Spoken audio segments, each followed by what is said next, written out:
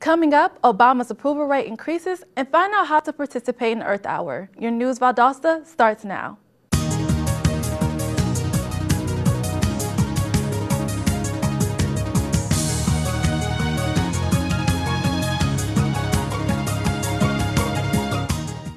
Welcome to News Valdosta. I'm Megan Gillenwater. A proposed bill could allow guns on Georgia state campuses. House Bill 981 will allow those holding a valid weapons carry license to carry concealed weapons under certain circumstances. Guns will be allowed not only on campus, but in place of worship, bars, school zones, and some government buildings, without an officer being able to seize or prohibit possession. If passed, Georgia will become the 5th state to allow guns, along with Utah, Wisconsin, Mississippi, and Oregon. Though the bill is still up for debate, much opposition to the bill has been raised. Those against the bill are encouraged to sign a petition at signon.org.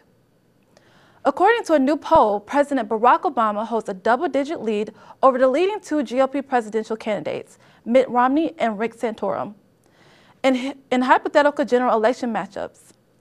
The president's approval rate has also peaked over the 50% mark since the first time since last May after the death of Osama bin Laden. The CNN poll shows that if the election were to be held today, President Obama would win majority support among groups including men, older voters, and independents. After nearly 2 years in the making, the Bow-Simpson deficit reduction plan was shot down in the House last night. The vote ended with a 382-38 defeat, marking the first time the plan has ever received a vote in either chamber. This plan began when President Obama put together a committee to reduce the deficit 2 years ago. Even with its few supporters, the plan must receive a final agreement on a congressional budget before it will have a chance in the Senate. A new rule proposed by the Obama administration could start to end the era of coal burning. The rule presented by EPA Administrator Lisa Jackson would limit carbon dioxide emissions from new power plants to 1,000 pounds per megawatt hour. These coal-burning plants have some of the highest CO2 emission rates, making them prime targets for the proposed rule.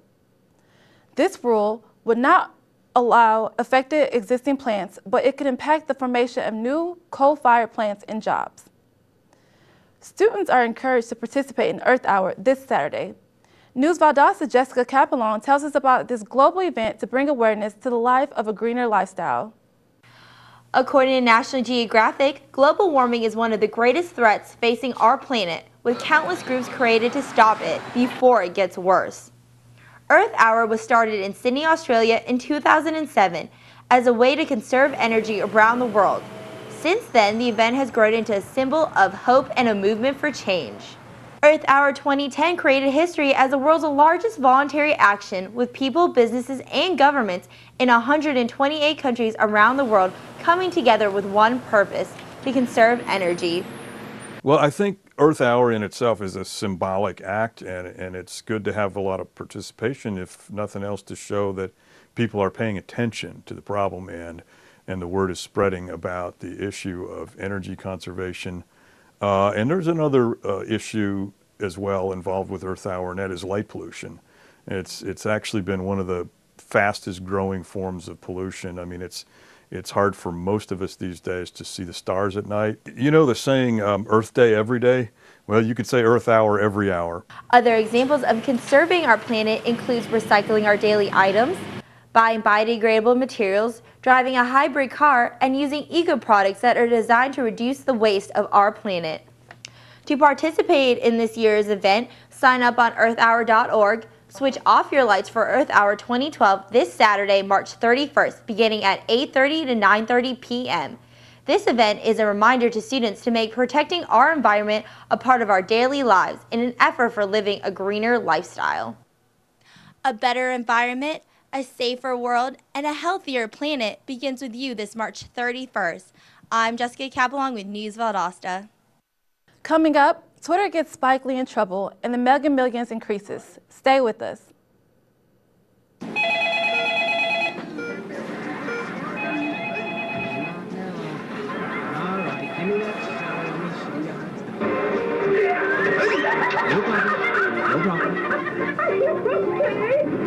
Look, Mom, no skis. Falls on TV can be entertaining. Falling at home can be devastating. Each year, 1 in 3 Americans over 65 falls in their own home, breaking bones and shattering lives. For older people, any broken bone can be serious. A broken hip, potentially lethal. To make your home as fall-safe and bone-friendly as it can be, visit orthoinfo.org/falls. A public service message from the American Academy of Orthopedic Surgeons, where staying on your feet is doctor's orders. Welcome back to News Valdosta. Controversial director Spike Lee says he's sorry that he tweeted the wrong address concerning George Zimmerman. Zimmerman shot teenager Trayvon Martin several weeks ago, but still has not been arrested. Lee told his followers where to find Zimmerman, but the address really belongs to an elderly couple in Florida. The couple has moved into a hotel room and has hired an attorney. So far, they have not filed a lawsuit against the director. How would you like to win $500 million? The Mega Millions lottery has yet to be won, and the winnings have increased to $500 million, which makes this the biggest lottery payout in history. Local gas station employer Tina Lee stated that the company has seen lotto ticket sales increase by awards of 100% since the last drawing, with many hoping to add $500 million to their checking account.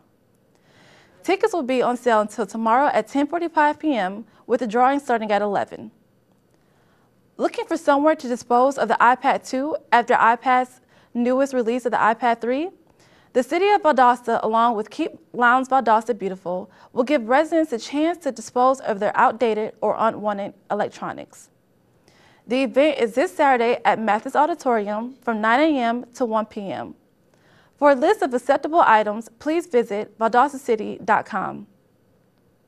VSU's Office of Career Services has wrapped up its annual Spring Career Expo in the University Center.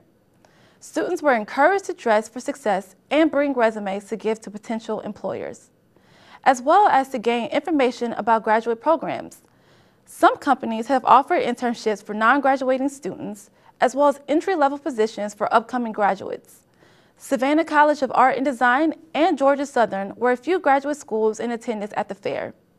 Companies such as Target, Walmart, Aflac, and the Valdosta Police Department were also in attendance. Some of the employers felt like this was a great opportunity to find enthusiastic potential employees or students. As a special bonus to students, prizes were given to the first 100 attendees, as well as a drawing for 2 cash prizes. Taking a look at your local weather, we'll see sunny skies and a high of 84 today. Tomorrow we have a 30% chance of thunderstorms with an overall high of 82.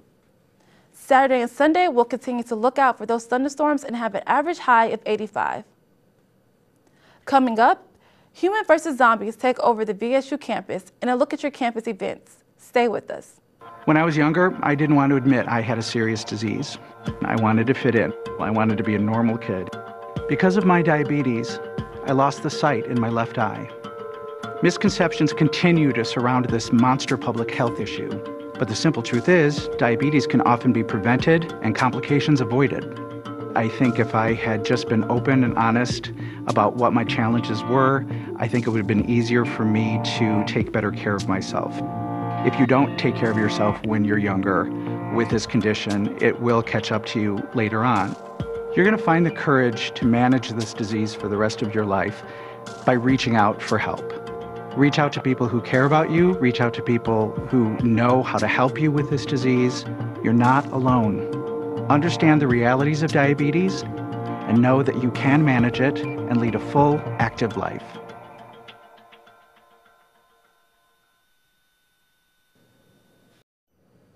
Welcome back to News Valdosta. I'm Megan Gillenwater. VSU has over 200 active organizations on its campus, and they don't disappoint in the area of diversity. Students at Valdosta are now participating in a student organization called Humans vs. Zombies. The organization has been at Valdosta State since last fall and has been a favorite among students across college campuses since its creation in 2005 at Groucho College in Baltimore. The game consists of students separating into teams, one group dressed as zombies and the others as human armed with Nerf guns. The object of the game is to compete in an assigned mission without losing all of your respective teammates. The organization that promotes the game, Human vs. Zombies, has been well received by many on campus, but not by everyone. University officials banned the game from being played at university parking decks because it represented terroristic activity. Members of the organization maintain their belief that the game encourages friendly competition, teamwork, and exercise. Taking a look at your campus events, the VSU Office of Volunteer Services will host a second annual Volunteer Service Fair today until 3 p.m. in the Bailey Science Center atrium. The event will feature over 25 campus and community organizations offering volunteer and internship opportunities. Admission into a fair is a book or cash donation for the new Hudson Docket Library. Prizes include Beats headphones and Walmart gift cards will also be given away. VSU will host Blazer-a-thon starting tomorrow night at 6 p.m. The event will have food, music, and games to raise money for the children treated at Shands Children's Hospital. Blazer-a-thon will be held on the front lawn and will continue throughout the night until 12 a.m. Valdosta's Marriage and Family Therapy Program will host an open house for Family Works tomorrow. The event will be held in the one-story annex between the Continual Education Building and the Georgia Power from 10 a.m. to 2 p.m. Intramural sports is a great way for students to show their athletic abilities and have fun competing in their favorite sports. VSU-TV's Nina Wright has more. Valdosta State University is known for its championship athletics, but students can also get active in intramural sports. I stay involved in the game, so I said, got together with some of my friends and we came up with an intramural team. This is actually my 4th year playing, and this is my last year here, so I said, you know what, I want to go out in style and win a championship this year, because this will be my last time playing intramurals. Valdosta State students are constantly on the move with such a variety in intramural sports. From soccer to baseball to even basketball, Valdosta is helping to keep its students in tip-top shape. You don't have to be a great athlete to play. All students are welcome, whether you're in a Greek organization or just a group of friends who want to get together and interact and socialize with each other in a fun and healthy way. Because it's a good chance for you to exercise, got a little physical fitness, endurance, stamina, get to meet some new people, build lasting relationships, and just have a good time, have some fun, after class. The participants of the intramural sports here at Valdosta State are working hard to bring unity and diversity to this campus. Like they say, when you play together, you stay together. For News Valdosta, I'm Nina Wright. Thanks for watching News Valdosta. I'm Megan Gillenwater. Have a good day. We'll see you next time.